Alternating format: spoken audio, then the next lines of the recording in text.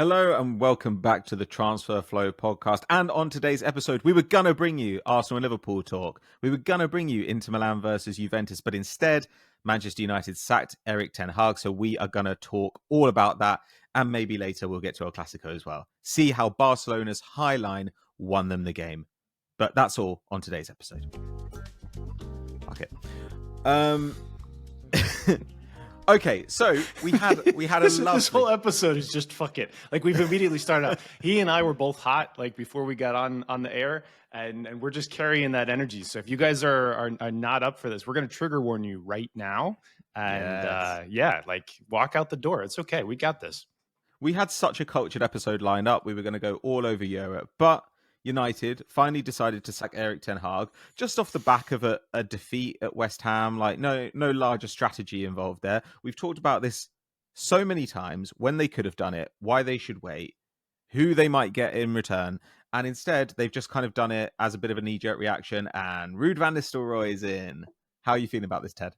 I think there's a photo on Ruud van Nistelrooy's Twitter account that probably should have been deleted about 11 years ago that still exists that popped up. The occasional habit of footballers dressing in problematic Halloween costumes or fancy dress is something that continues to happen, but possibly should never see the light of day. Yeah. Anyway, Ruud van Nistelrooy, don't care. Possibly was thought to be a bit of a jerk at his last job. Not particularly good at it. But, you know, he's there. He's a warm body that can fill the current hole. Maybe we should talk about the game yesterday, like briefly. Sure. Because, so I put out the gambling preview. If you're interested in the gambling previews, it's thetransferflow.com/upgrade. I do weekly analysis on Premier League, English Championship, and UEFA Champions League. But in the gambling preview, I was like, ooh, I could convince myself that Manchester United are going to have a good game. They'll be able to cut through West Ham the way that every other pretty talented team have. And then I looked at basically what happened during their week running into this. And they had a fullback that they played as 10 in Europe in midweek. They had one of their defensive midfielders / center backs playing as the left back. And they played the olds like multiple times pretty much throughout the course of the week. They're so injured that, you know, they go to Turkey, which is never an easy or fun trip. It's a long flight, and have a knife fight with like Jose Mourinho's team there in Turkey. Then have to fly back and then play this game in, you know, London, which isn't, you know, far, but whatever. And you could just feel like something was going to potentially go wrong. So don't make that bet for starters. And then did you watch any of the game? Yeah, I did. And I was just like, hey, Manchester United having a pretty good time on their trip to the cake shop that is, you know, going to West Ham right now. First half, they were insanely dominant, but it was one of those things where when I saw a lot of the first half, then I checked out and I thought, you know what, I cannot wait to see the timing chart on this game. And it does not disappoint. At halftime, I think it was 1.8 XG for United to 0.04 for West Ham. Absolutely sparkling. Like they were awesome. They could not put the ball in the net. No one could finish. There were tons of good chances. It was it was a classic case of, wow, this looks amazing. Let's see if they can keep that up in the second half. Yeah, and I feel like is this not the second time we've had exactly the same conversation about them? Was it Palace where they did this as well? Maybe like the fifth. There was also the one where Southampton where they had like, you know, horrible first half and then they dominated for the second half. But, you know, Southampton are their own problem. So anyway, this apparently was the downfall of them. They had a really good game against Brentford at Old Trafford the week before, to the extent that I talked to some people about it and they're like, that might have been our best game. And I don't think that Brentford was like terrible, but United were almost unplayable at that moment. When you look at like StatsBomb's, what we call sort of trending, their expected goal trend lines, this looks about the same as it has been. Like there's almost no obvious difference in what's going on. And what did we say in preseason? They're like the 8th to 10th worst team in the league. Like they're not good. They've spent a bunch of money, but they're not going to be good this year. This is a multi-year rebuild. Now, that's not to say that if they had a better coach, they couldn't do better. They could do better within like a very small range of possibilities, right? Like if they got a coaching and they finish 4th, that would be that's impossible to me. That is bananas. But like, I don't know, 6th. Hansi Flick, if they had Hansi Flick and he had a preseason to work with them, like, you don't think that they could finish 4th?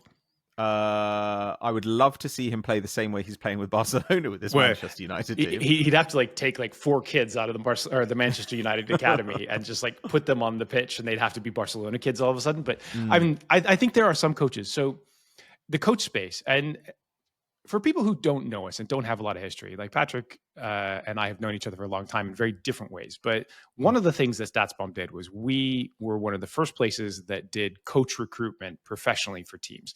And we understood like how managers look in terms of profile and styling. We also did really good background behind the scenes to say, hey, what does this guy look like when he's asked to bring in young talent? You can't force a head coach to do it, but you can ask them, or to like work with a set piece coach, or, you know, to work with the academy. Like, you know, does he force a say in transfers? United have a lot of former Ajax people on the squad. How many people want them kept around is an open question. But we did this professionally, and we have a lot of insight into what that process is, what the bad process looks like, which is to fire your head coach without a replacement ready. and then just ask around, like, hey, who do you think we should hire? Let's go on Sky right now and ask the entire Manchester United brain trust that used to play there, hey, who should we hire as our head coach? Like, maybe they'll have a good idea. They seem to have ideas about everything else, not that they're particularly relevant or useful. Maybe we should ask Jamie Carragher as well. I love Carragher, but also, like, I don't think that Carragher has an unbiased opinion or that he's professionally capable of doing this, but they'll talk about it because that's what they do. Yeah, I think this is an area where for so long it was like such an inefficient area of football, right? It was the same names who came up again and again. And obviously people would spend tons of money on players, but nobody at that point paid any money for managers. You know, this was really kind of before there were proper buyout clauses for managers, which has become more normal.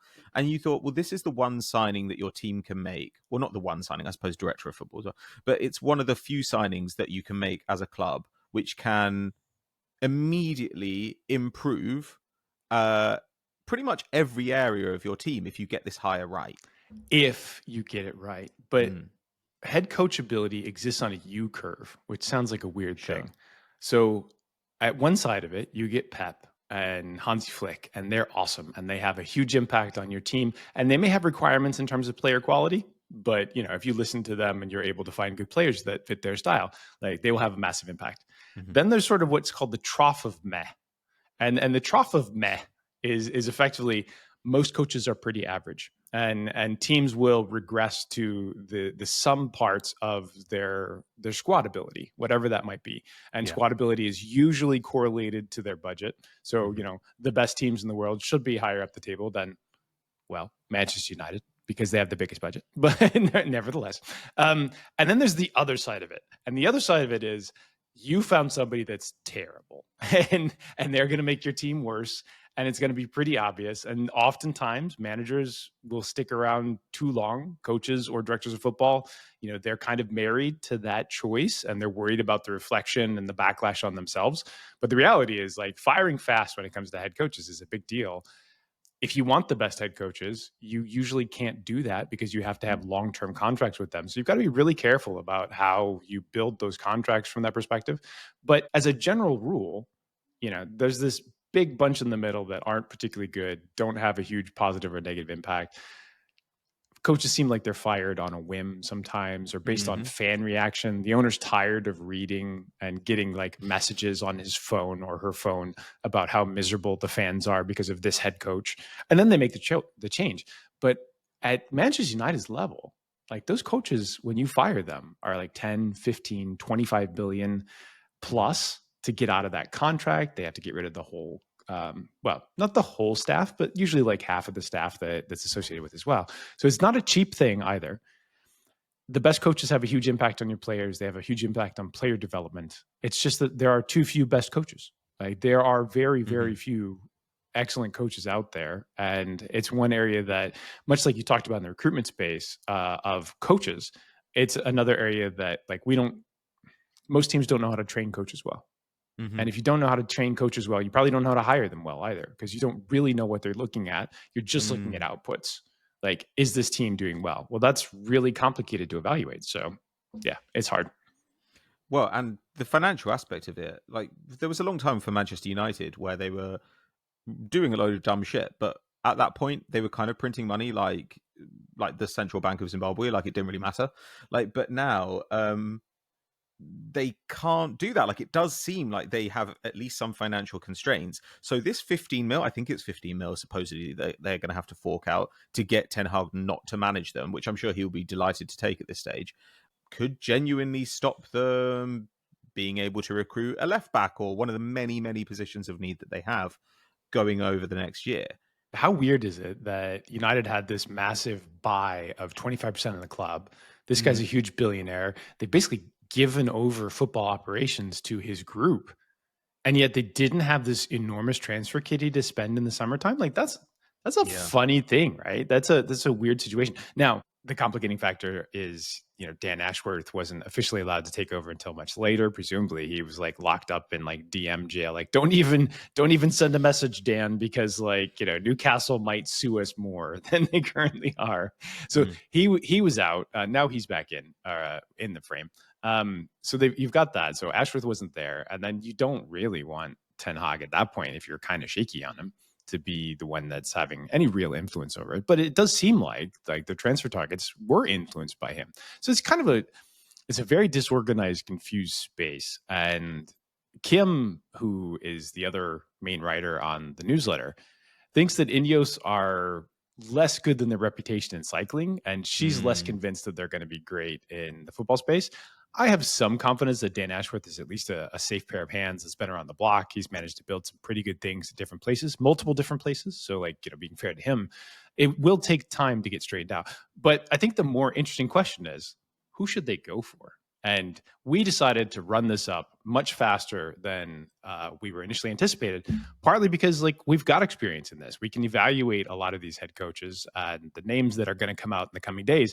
And you guys can now sit back and either laugh at the people that are saying really dumb, horrible things, or you can be like, ooh, that's actually a pretty good take. I like that one. So we wanted to prep you for the coming deluge of rumors that are going to circle around the Manchester United rumor mill, because it is the press's favorite thing to talk about.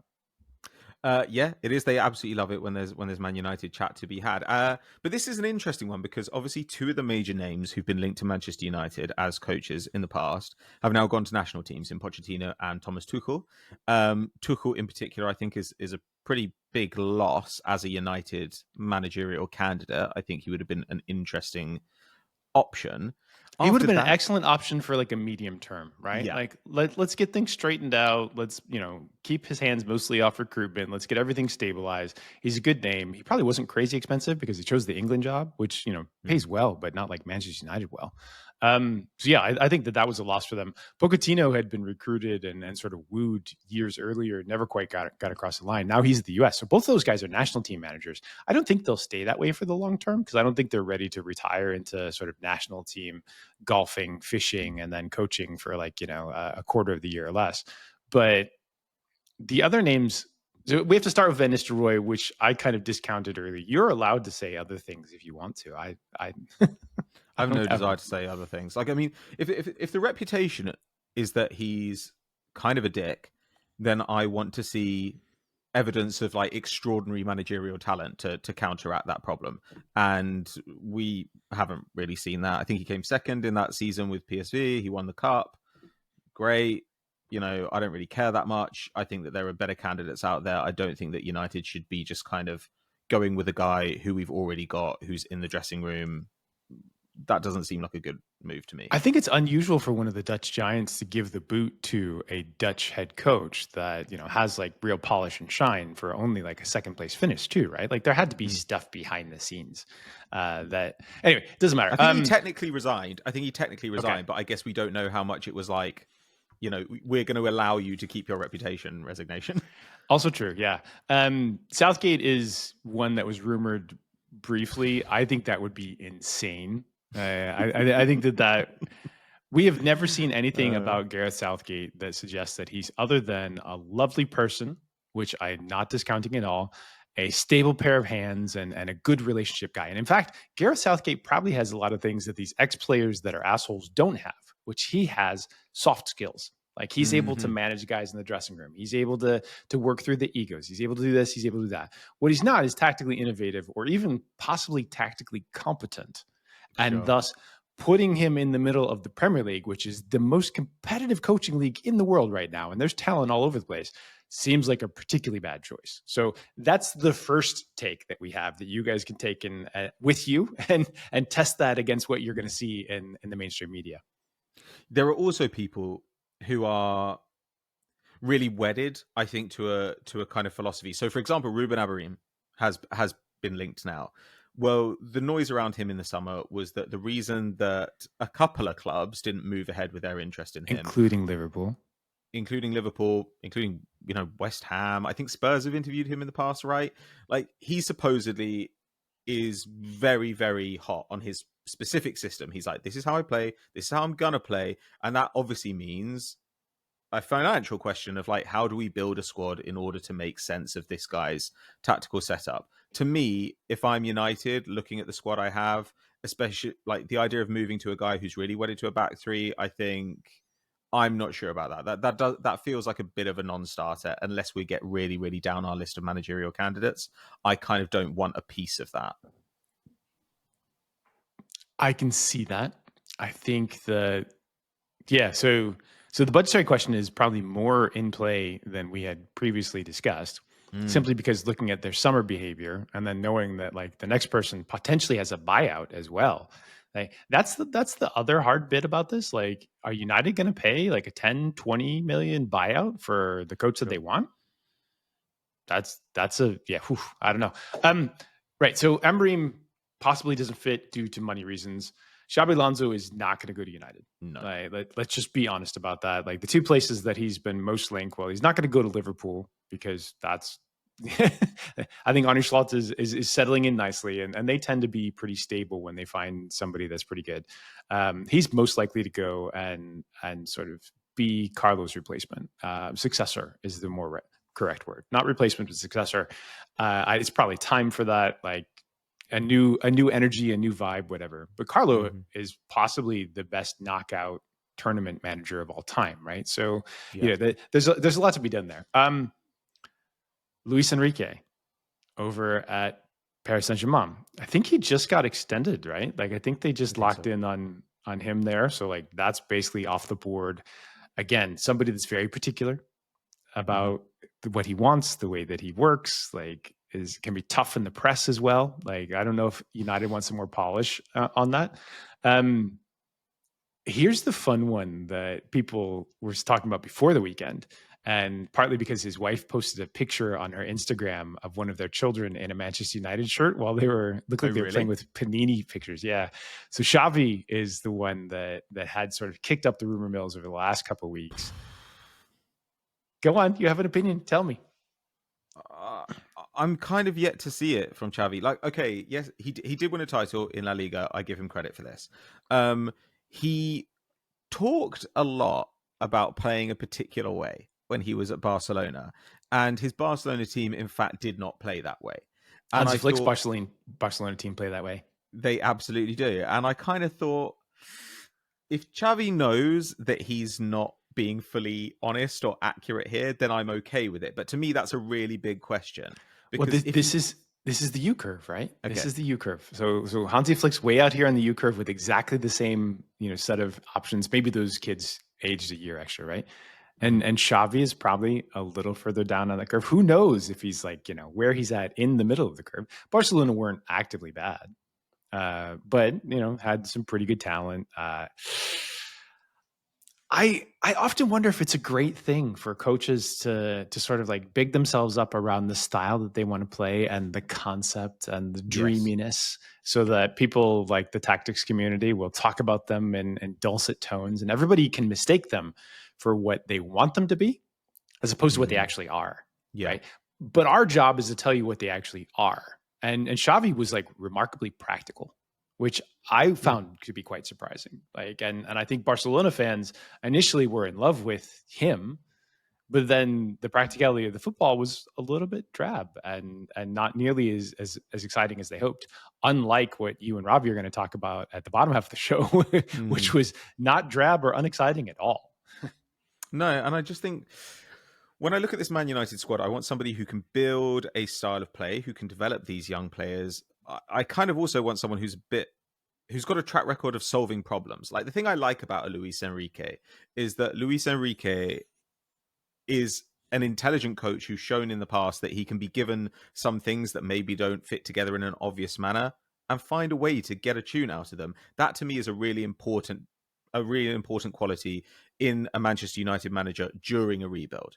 He's got reps too, right? Yes. So like coach reps are one of the things that gets underrated. Usually coaches are gonna fail in like their first job or two, at least a little bit. Sometimes they end up with like a really good squad and good things happen unexpectedly. But a lot of people don't realize that coaching is a practice that you can't learn from a book. You have to learn by doing it. It's more like being a plumber than it is like being a scientist. And so you can be a mad scientist plumber. Like, in fact, you probably create amazing aqueducts and waterworks back in the Roman times. But in this case, it takes a little while and a lot of failed experiments in order to get to the point that like you can create success out of that. And it's helpful to have reps. So I agree with you on Enrique. I think he's a really interesting one. I don't think he's on the board for them. How about a different name that is English, but is a little bit on the weird side, I think, in terms of like where he came from, and he doesn't have that amazing pedigree at like a big club as a player or anything like that. What do you think about Potter as an idea? This is a tough one. I like Potter. He can coach a good possession attacking style. I think he's got a pretty rough shake in the past in the British press. I just don't see it happening. I think it's such a hard sell to United fans. I think they'll react so badly to it. And the fact that United have sacked Ten Hag when they have, to me, suggests that they're trying to tune in to the mood of the fans rather than saying, sorry, we know what's best. We're going to see out the season with Ten Hag and then we'll make a managerial decision. We don't want Chelsea's failure. How dare you put that upon us? Yeah, so he doesn't come in through the door with like a shine on him. Like he's got a little bit of a negative. He's clearly, getting ready for his next job because he's doing things like being on Monday Night Football. and that's always like a decent indication that somebody might want a job in the future. I think he would be a perfectly fine hire for them. I'm not sure that he has sort of the initial honeymoon period built in at all. I think he would just start in like the bad. But like United are already bad. So they're bad for United, okay? Like their numbers actually say that they're sort of like 8th to 10th, which is perfectly fine. Like their table position isn't there. We would expect them to regress to be 8th to 10th. Spurs are 8th right now, and they had their worst game of the season. So it's hard to say. Moving along to another English manager that was rumored for the England job, Eddie Howe. Like, I mean, what are we doing here? Like, he knows Dan Ashworth. Like clearly they might have each other on speed dial. He knows the league, Ted, which as we know is the most important thing. Most important thing. Sorry, how did I forget? You got to know the league. Knows the league, knows the club. Don't know if he knows the club. Heard of the club. But you know what I mean? Like it's like this to me is just I don't really understand where this comes from. Like you'd have to pay an arm and a leg, I'm sure, to get him out of Newcastle, because even if Newcastle are thinking about getting rid of him, there's absolutely no way that they're not. Ooh, I don't know. I think Paul Mitchell might be like, we'll cut the buyout in half, because Eddie has always really wanted to. His lifelong dream has been to manage Manchester United. Oh my God, I don't see the merit of it. Like, I think Eddie Howe, I like Eddie Howe. I do think he's improved as a coach. He's obviously got the ability to learn. Like he's got a degree of humility in that regard, at least. He does have a working relationship with Ashworth. Like, sure. Like, if you really want to do this, be my guest. Maybe too pragmatic, though. I would not push the boat out to do this. So I think Jose actually is the most pragmatic of all of the head coaches that United have had, right? Like that, he just does this thing. Let me tighten up the defense. And it used to be that Jose used to protect everybody, and then something happened along the way, and he became, having talked to people who worked at Manchester United at the time, who probably don't work there anymore, like he was mostly reviled inside of the club at the time that he left. Like, and I have no stories around that other than people confiding to me that he was not a person of happy remembrance. Let's put it that way. How about somebody that might be a happy remembrance that is a bit off the beaten path, but I think could come in with some shine and a halo about them to start with, but probably is like a job too soon for him. Michael Carrick. So this one feels like it would have a lot of support from United fans.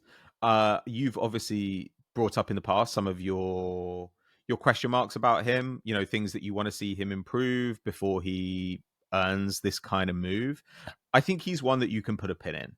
Like, to me, if they'd gone and if Tuchel had been available and they'd said, right, 2.5 years of Tuchel, and then we think Carrick's going to be our guy, or maybe McKenna's our guy, somebody with this connection to the club, I would have been like, fine, that's totally fine. Give that guy an extra bit of seasoning and then give them a shot. Why not? Right now, I think if I were Carrick, I'd think, why on earth, unless I think I'm never going to get this opportunity again, why would I step into this environment now where realistically I'm probably going to replicate, if not the playing style, then the finish is not really going to be drastically different.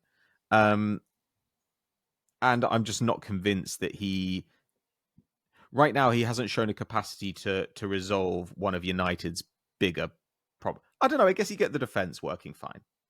Yeah, they're great at shot suppression. That would be helpful. They only give up 8 shots a game down there in the championship, and like, let's not pretend that Middlesbrough have great talent. Like, they're not like the years past where they spent a ton of money to bring in like as good a talent as they can. He's doing things with a real budget, so I think that one's interesting. So I had some stuff previously talking about Carrick's team shot location, especially this year. And one of his analysts or people that worked inside of the clubs when he was there basically said, we actually knew all about shot locations and it was a big part of the philosophy, but he's got a bunch of chuckers on his team and they like to take shots from range. And unfortunately, that is causing them to suffer because they, like right now in the championship, they have 17 shots a game that they're taking in attack, which is a ton for anybody, but especially in the championship. And they only give up 8, which is right alongside Leeds for like one of the best teams in shot suppression. But unfortunately, like the shots are a little bit better than that. Anyway, the style is there. Like whether the horses are going to be there is a bigger question.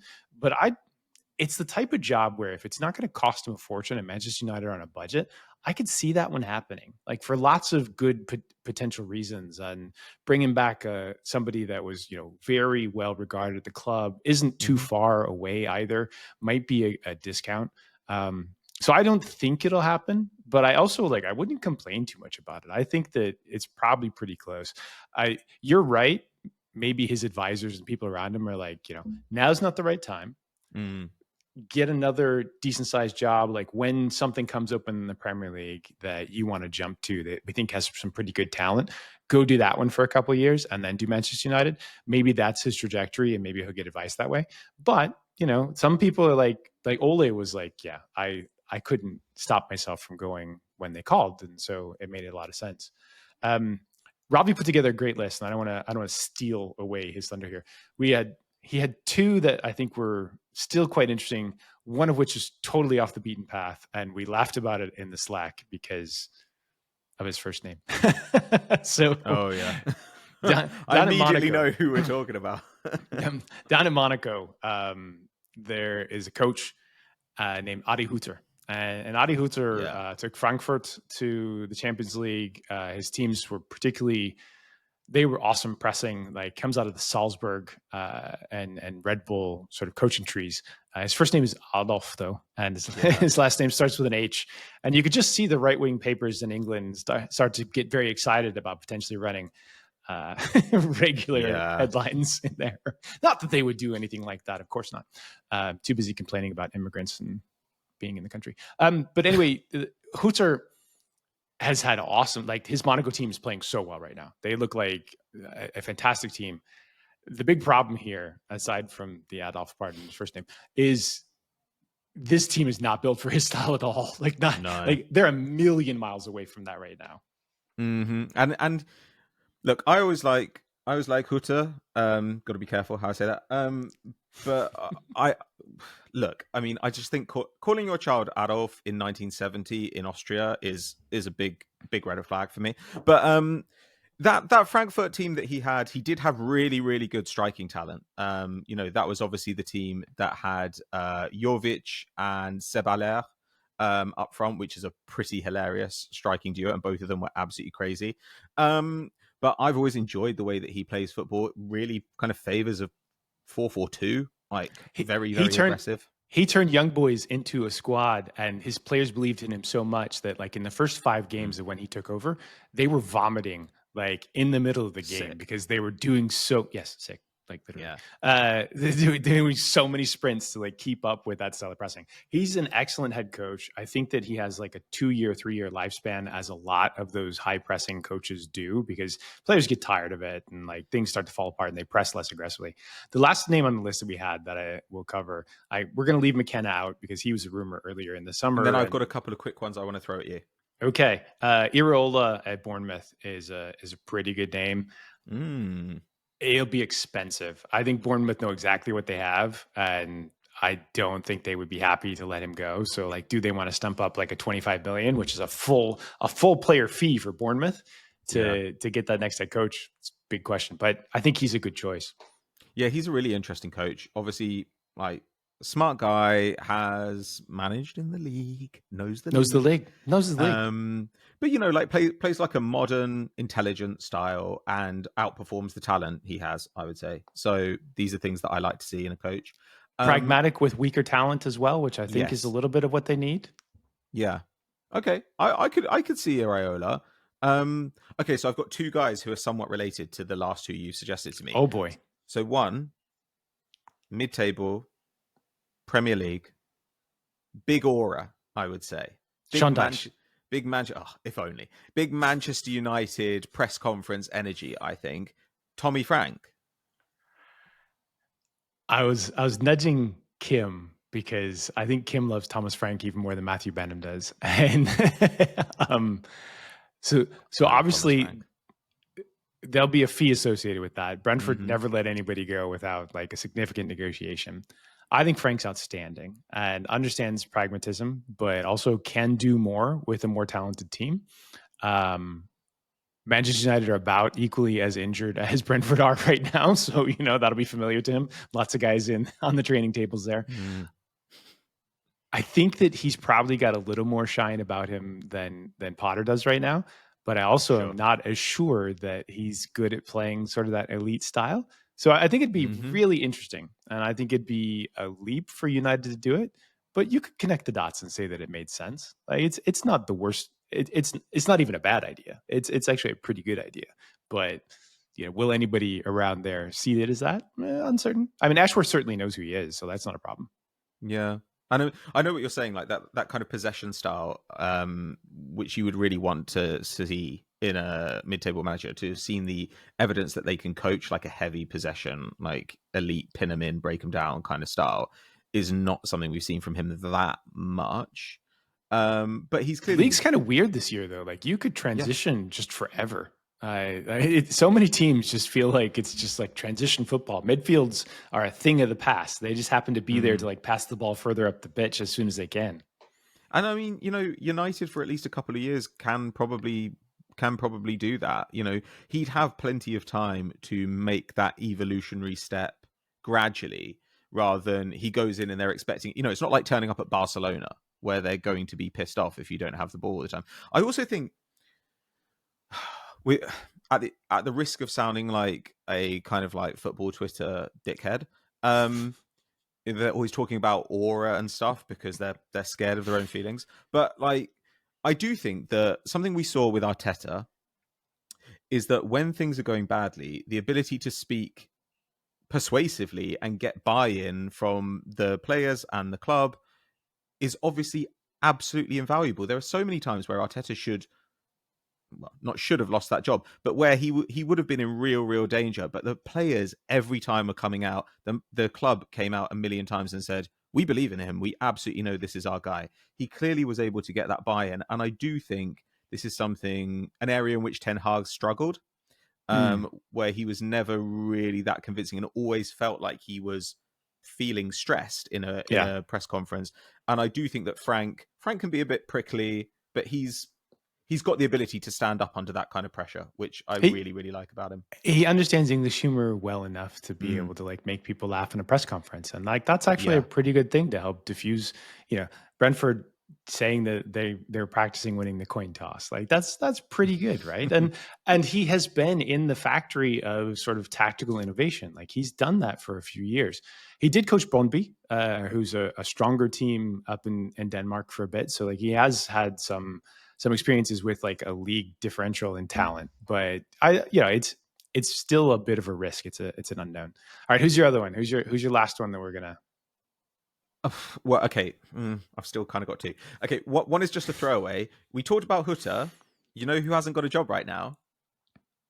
Roger Schmidt. Oh no! Come on! Imagine how fun it would be. Everyone would run. Then all their legs would fall off, and they'd be even more injured than ever. But it would be great for about. Do you know how Thomas can? You know how Thomas can make people laugh in a press conference?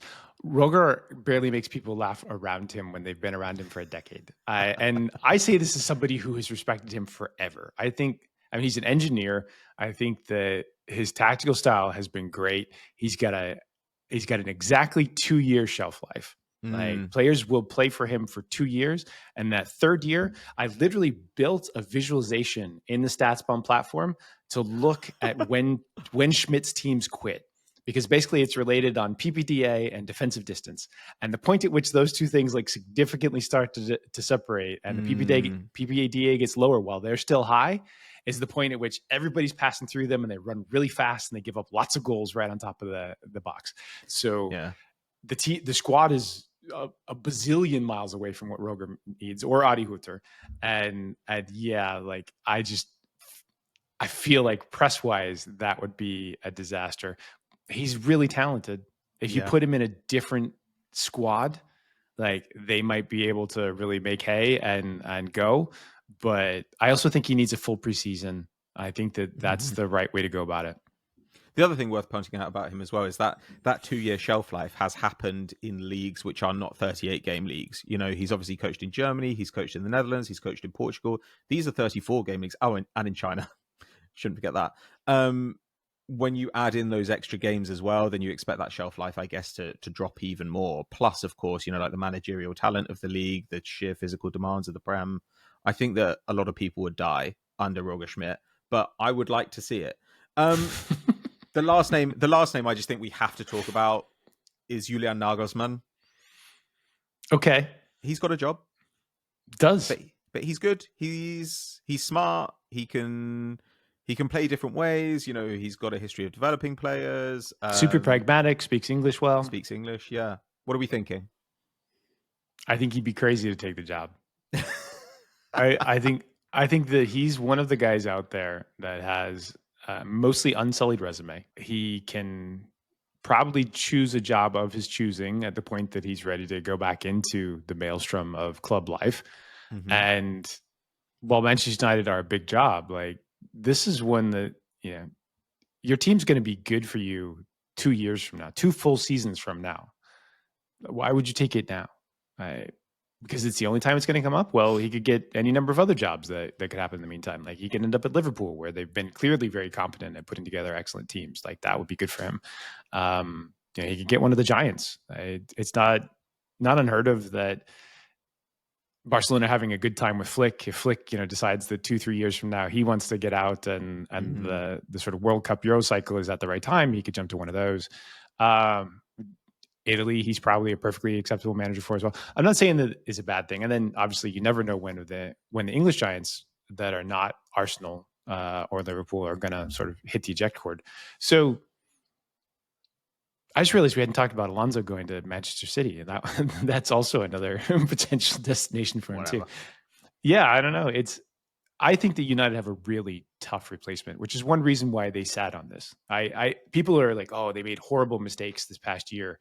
like you can kind of see all of the dots connected as to why they chose these things.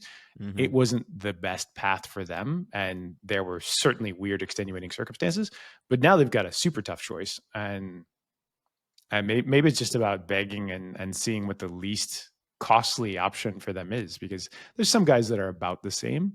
There's some that are super elite that we don't think they'll get, and there's some that are really expensive to get out of their contracts.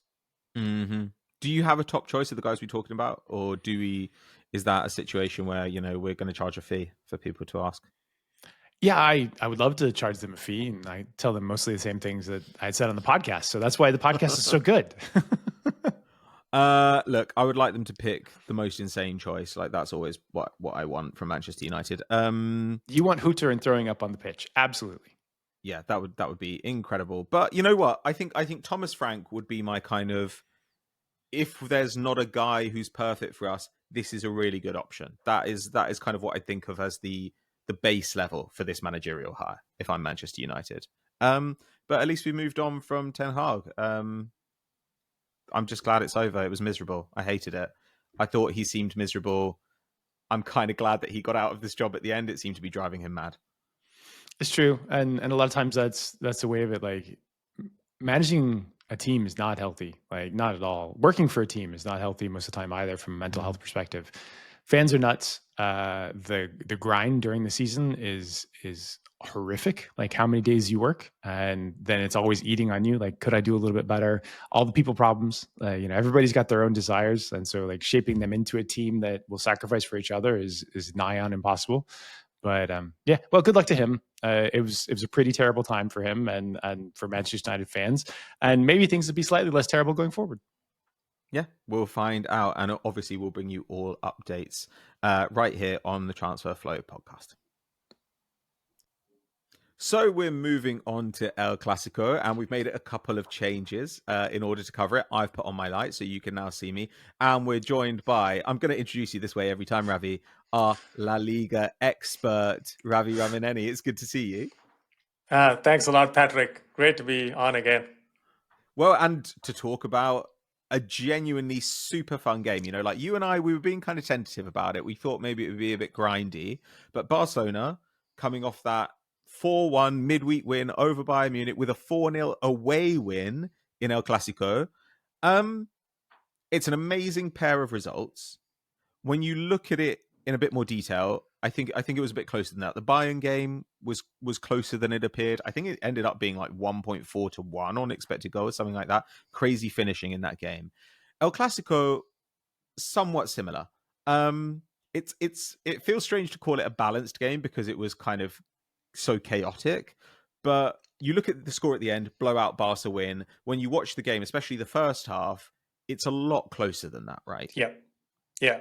The first half was a lot closer. First of all, I would start with this just to set the things up. Like, you're never as bad as you look on your worst day, and you're never as good as you look on your best day. I think that's probably what I would preface this whole conversation, Barca-Madrid with, or Madrid-Barca with. I was surprised by Flick starting the same lineup that started 2 days ago and ran 125 Ks, which was an insane output for like a league game, not a league, Champions League regular group game. And then they had 1 day less rest, and then they ran 10 kilometers more than Real Madrid in the Clasico, like 115 to 105, something like that. It's the amount of work they put in was just insane, and you could see why that is. The amount of pressing they do from the front, and also to maintain that high line, so disciplined for 90 minutes. That requires a lot of work because everybody has to be on the same page and just always moving to make sure that you are in the same line. All you need is one guy off by a foot, and for example, the Mbappe's goal would have stood, where he was just maybe offside by a knee. Yeah. So anyway, I think in terms of the lineup, I expected Madrid to start the way I think we talked about it, that they'll have the three more physical midfielders in the midfield. I thought, and as you said, the first half was very open, very close. I think Real Madrid pressing was very good in the first half. Mm-hmm. I think what they've done is their game plan was, we won't let Barca press us. And so what it meant was, and this is the tactic that we talked about too, is that they would go direct to the wingers, to Vinicius Jr. or the forwards, to Mbappe.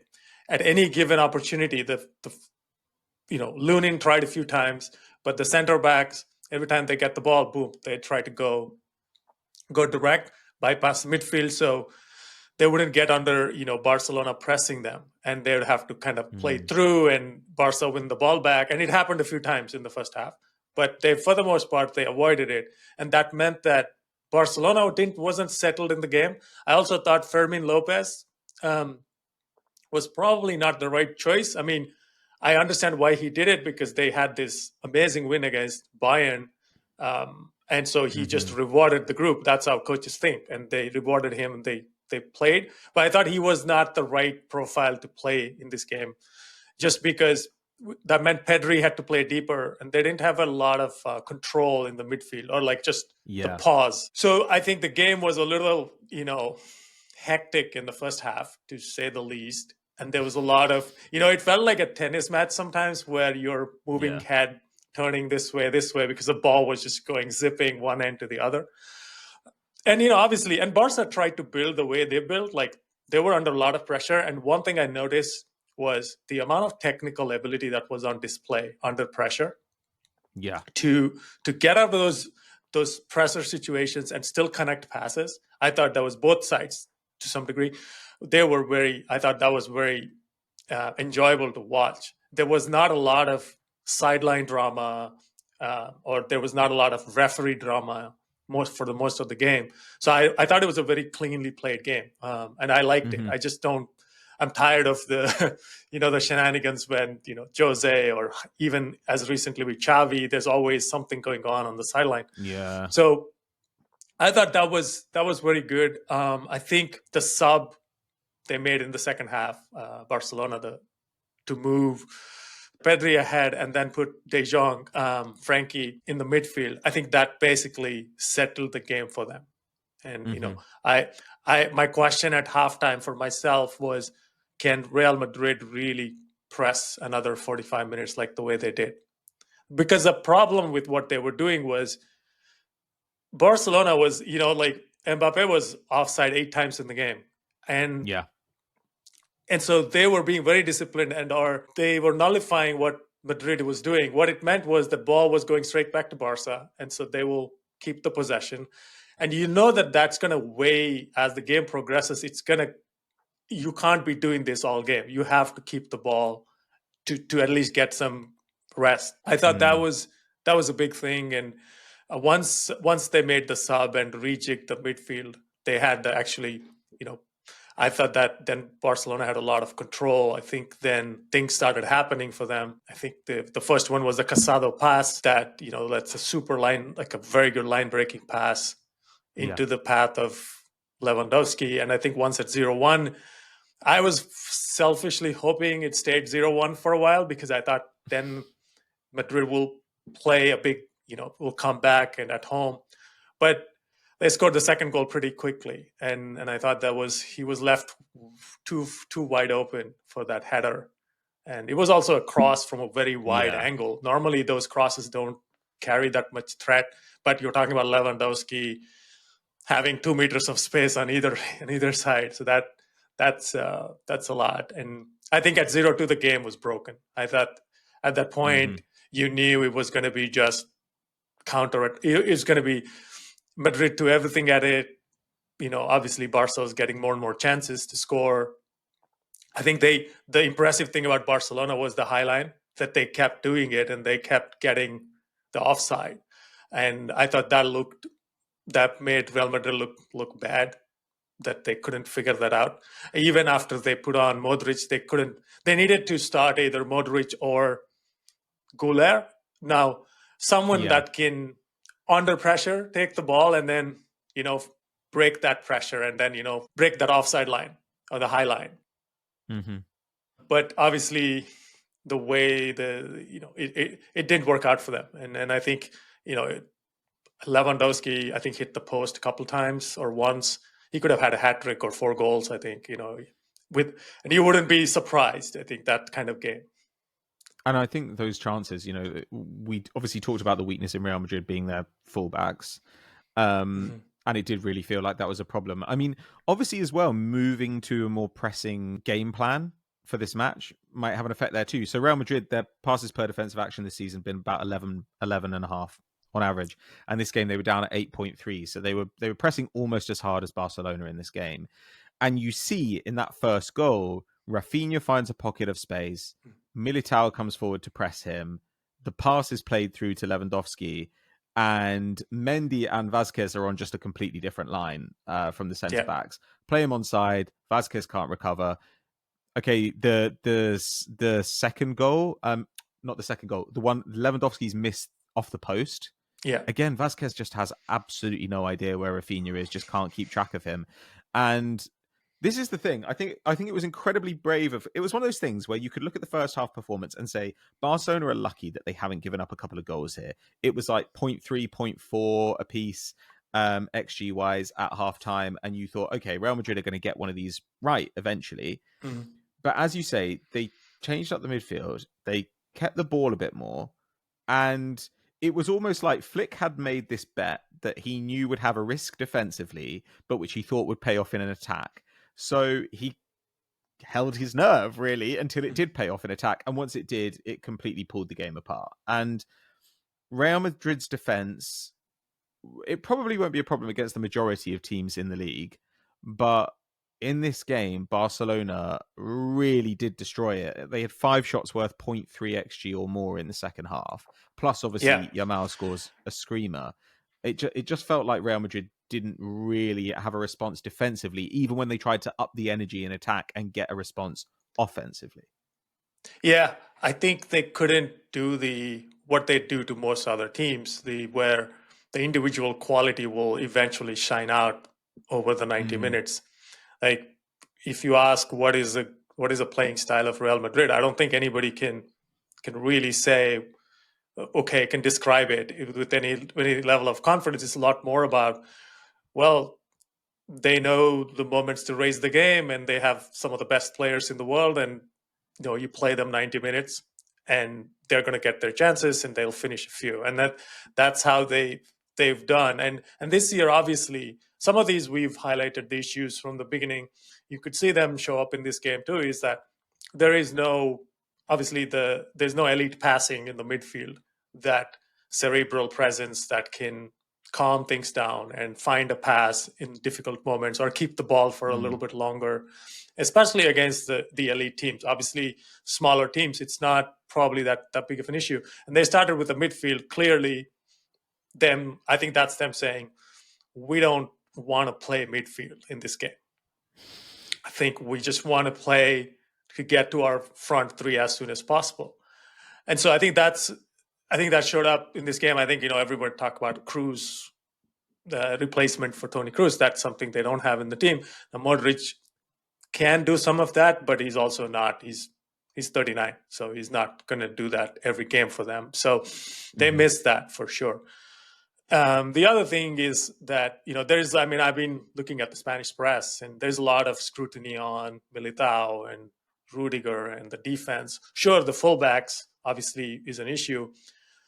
I think that the way the game works is, when you are out of possession, if your defenders are exposed often enough, every one of them will look bad because they're close to the goal, and even the slightest of the mistake would lead to a great chance or a goal or a big error.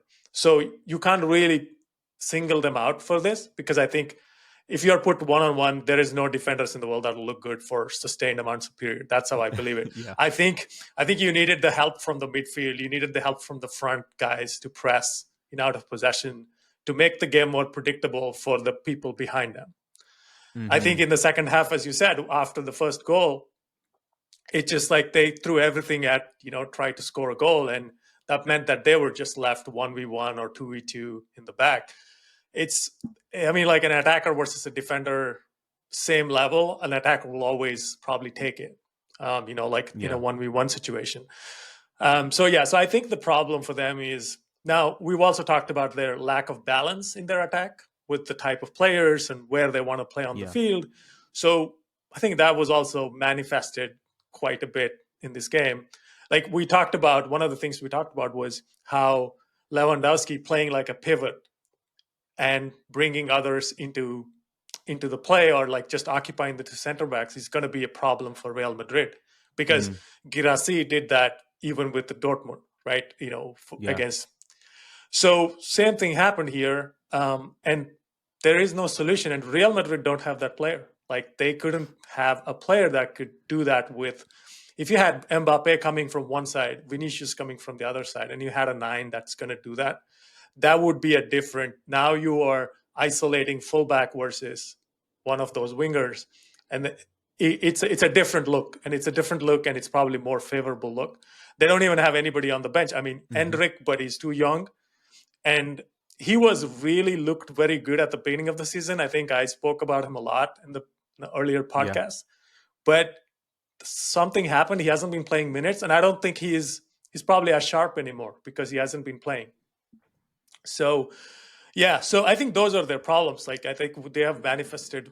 These things have manifested before, and it just seems like they have to find some solutions from within. That's it. I mean, obviously last season they had Hosselu who kind of performed that role for them quite well. Surprisingly, he would come on and change the game, because that's a completely different look for teams to defend. Like one is like with the diamond of Rodrigo, Vinicius, and Bellingham. That's and then you change one of them and put Hosselu in there, and it's like teams now have to. It's a completely different look. So I think they're missing that for sure. If Real Madrid were to play another game like this in the near future, and obviously they will go away to the Camp Nou this season, and they'll have some big games in the Champions League, assuming that they can't get a solution in January, would this be a situation where you think they could benefit from pushing Bellingham forward again and trying to get him to play this way? Because Bellingham, it hasn't really been talked about that much because there are bigger stories at Real Madrid, it feels. But I know you've pointed out in our Slack that Bellingham has been having a very quiet start to the season, even taking into account the injuries. Yeah, he has 0 goals in the league. 11 matches in. I think last year was a historically outlier season for him. I think one of the things I mentioned, or kind of thinking out loud, is he ever going to have a similar productive season in terms of goals in his career? Like it was that type of season in terms of how outlier it was. Yeah, I think some of it is due to tactics and where he's playing. So I think moving him would be a choice, and also plan rotating around the game so that you get a full week of rest and Modric can play. Maybe would help. I think in that game, if you're gonna put 2 like Valverde and Tchouaméni, or Valverde and Camavinga next to Modric as the midfield 3, I think that would help. And then playing Bellingham in the top of the diamond, that's another way you could do it. Or I think, depending on how from between now and, the next Clasico, how Goulart, progresses. I doubt he will be. I'm very skeptical that he will get to a point where he can start in a game like this. But I think that they have to make sure at least they could get 70 quality minutes from Modric if they don't make any changes to the group. Okay. Well, we're going to wrap in a minute, but the one thing I'd like to ask you before we do that, Barcelona now 6 points clear at the top of La Liga, and Atleti dropped points as well, so that puts your Villarreal up in 3rd. These results, Barcelona, I guess at this point, and really, really dominant in domestic play. You've kind of got to make them favourites for the title at this point. How do these matches against elite opposition affect your estimation of them in the Champions League? Does this really change what you think they can do? I mean, I guess they've always been contenders, but would this make you more confident that they could win it? For sure, I think so. Like for me, I think it's an unforgettable week where they thumped 2 rivals within like 72 hours. 4 goals each. But I think my biggest thing with them is this press sustainable? can they do this in February of 25? Because it's a very taxing, very, very taxing physically. And, they already have some injuries that have piled up. Marc Bernal is ACL, I think. Christensen, I'm not saying all of them got injured while playing, but some of them got injured during preseason because Flick's methods to get them to play like this, the training in preseason has to be very intense.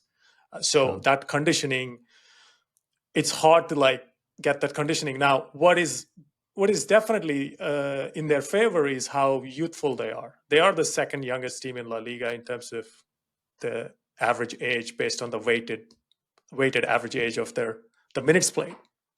So you can write about some of the excessive work needed if you have a youthful team. But I think that the question mark on them is going to be in February. Where are they? How do they look?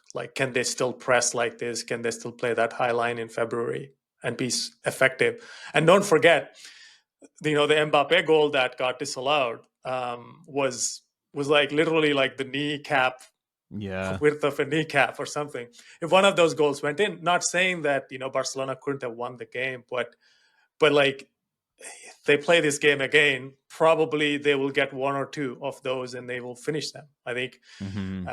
And that's what I said. The way I started was you're not as good as you seem on your best day. As bad as you're on your bad days. So I think for them, I think they might hit a wall. That's what I expect them physically. They'll probably hit a wall February, because January is in La Liga is Copa del Rey, where they're playing all these fixtures. Now there are 2 more Champions League fixtures they'll play in January, plus Copa del Rey.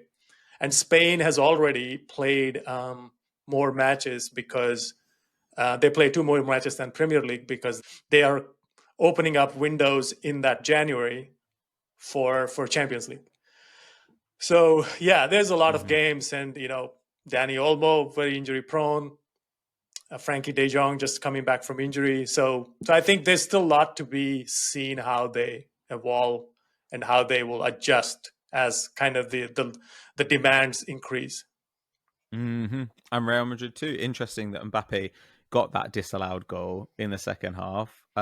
Moving over to the right-hand side, if he ends up taking up that position a bit more and finishing from those positions a bit more, then that would be very helpful for Real Madrid season 2.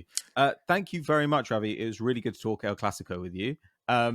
Honestly, I don't know if we're ever going to have 2 topics as meaty as this on a Monday. A massive result in El Clasico and the Manchester United manager sacked. Thank you very much for listening or watching today. If you are watching, apologies about my video quality, but we will have it sorted out this Wednesday for you. Please make sure that you subscribe to the Transfer Flow newsletter for great writing on football and a roundup every week. Plus, of course, there's variance betting if you're interested in that side of the game. Make sure that you follow us on Twitter. And let us know your shouts for the next Manchester United manager in the comments below. If you've got an interesting left field one, then let us know and maybe we'll take a look at it at some point. Thank you very much, and we'll catch you next time. Bye-bye.